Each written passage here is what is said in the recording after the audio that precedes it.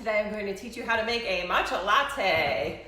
If you don't know what matcha is, it is a powdered green tea, and you can make some really good lattes out of it. And it's just a better alternative to get your caffeine fix to coffee sometimes. I kind of been switching off between coffee and the matcha lattes. Really easy to make, takes about 5 minutes, and then it's a really pretty color too. You can find matcha almost anywhere.